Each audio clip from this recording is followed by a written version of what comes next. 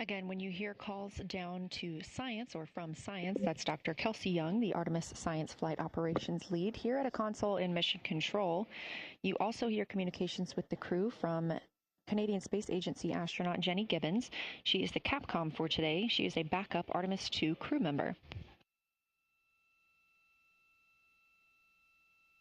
Those calls from pilot Victor Glover asking about a feature he was seeing, specifically a crater on the moon. Meanwhile, the team here in the science evaluation room was actively working together to determine which feature he was describing.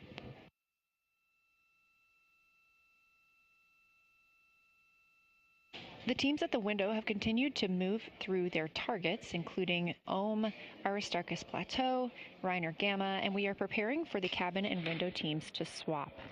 That's when we'll hear more from Reed Wiseman and Jeremy Hansen when they take on these support roles, while Christina Cook and Victor Glover are at the windows photographing and annotating.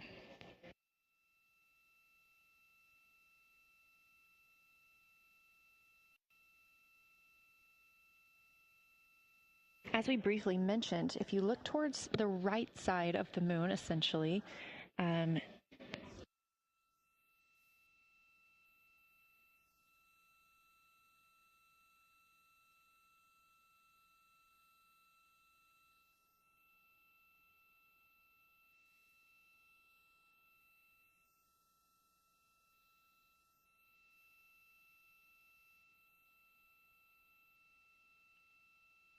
this live view coming from a camera outside the Orion spacecraft, and if you look on the right side of the moon where you see those dark patches.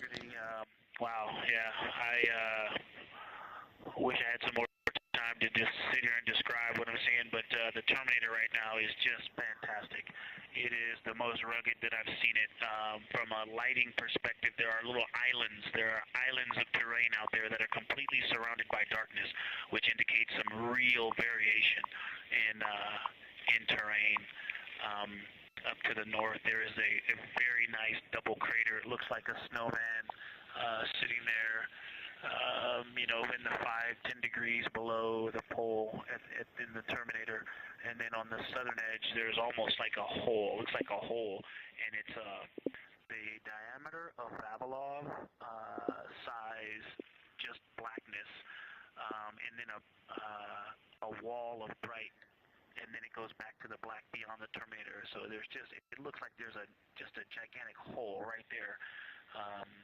1 Vavilov diameter east of the Terminator, and as you go south, the Terminator is not a nice smooth arc. It's just jagged. There's almost a 110-degree turn in the shadow as opposed to the nice smooth arc, again indicating some really interesting variations, and I'm sure we'll get some photos of that. And then one of the craters further to the south of Vavilov, maybe halfway down to the South Pole, is not only looks like just a deep hole, and then there's like 2 island rays pointing off to the west and north that indicate very high ridges